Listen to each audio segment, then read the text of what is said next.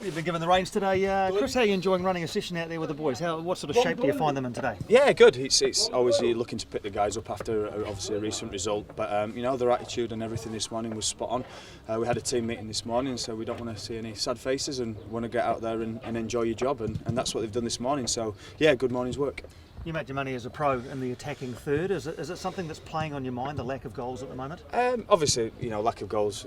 Goals win games, and to be honest, when you're not creating opportunities, I think that's more of an issue. But we are creating opportunities. It's just getting that final ingredient of it in the back of the net, and it'll come. And it all boils down to, at the end of the day, is hard work on the training field.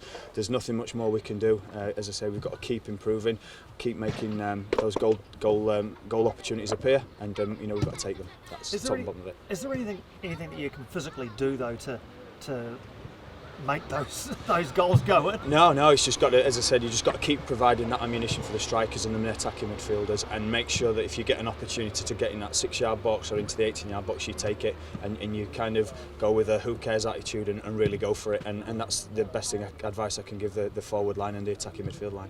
Is some of it mental as well, just wanting more than anything else to get into that 6-yard box or in and around the goal? Yeah, of course. Yeah, you have to get there. You know yourself, you're a striker. You have to get there. Usually back post, you're Piney, but no, you know yourself. If you don't get there, you're never going to score, and it will take something to go off someone's backside or miss it, and it's kind of all forgotten. But we've got to keep getting there. No Vince Leah, no Andrew Durante, no Ben Sigmund this week. A big experienced chunk comes out of the side. What will that, or how will that change things in Christchurch? Well, it gives other players other opportunities, and you've got to be chomping in the bit if you haven't had much game time.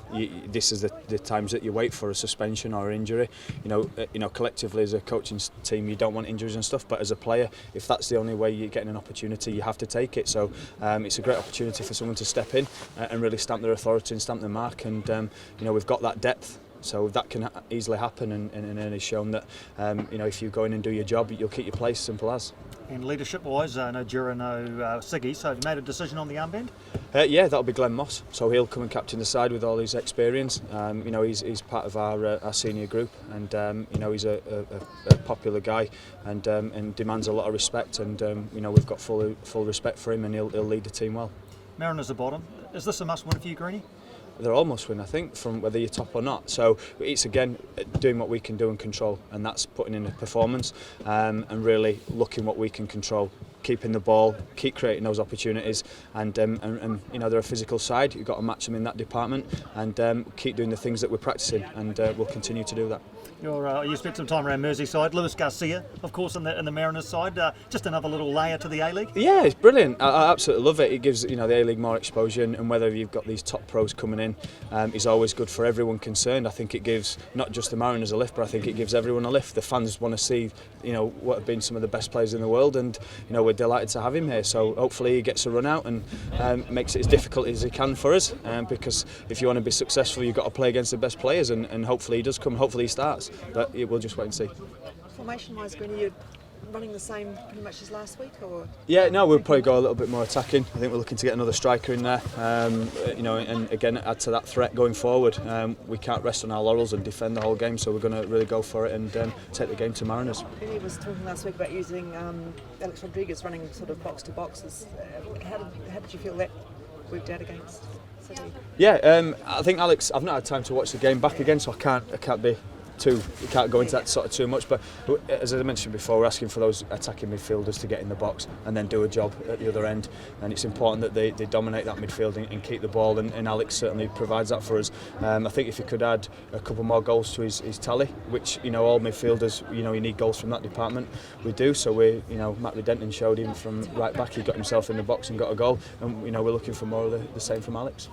Okay, and what was I thinking about? Sorry, I'll ask mine's okay. gone a blank. That's You right. go on, you go. I was just going to ask about Joel Stevens as well. Yes. A guy's come through the reserve team. You got a bit of run out. You happy with the way he's progressing in the front too? Definitely, I think he definitely provides that threat in behind. He's got out and out pace, and again he's a young guy that's come through the ranks, and he's still learning his trade, and he's been watching the Burnses and the Blake Powells and Roy Krishnas, and he's waiting for his time, and he might get a run out.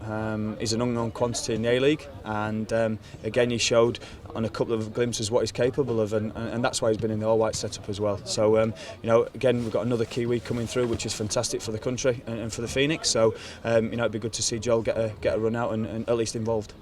I just remembered it was Rolly's Yep. Rolly's goal. That must have. I mean, that was a fantastic strike from a distance. Yeah.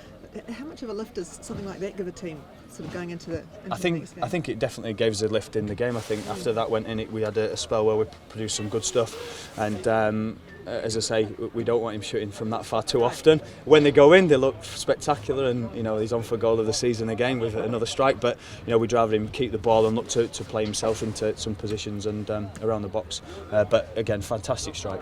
Mike was talking about last week about the striker's mindset. Is that something that you think is still lacking in some of your midfielders?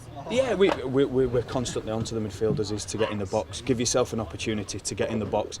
If you're 30 metres from goal, you're not going to score goals. So make that extra metre, make that extra 2 metres, get yourself in the box, because if you don't get in on the initial cross, there may be a ricochet or a deflection, and you get yourself on the score sheet with a simple tapping. I use the example with Matt Redenton. He did that. He made those extra few metres, got in there, and got himself a goal. And that's what it takes.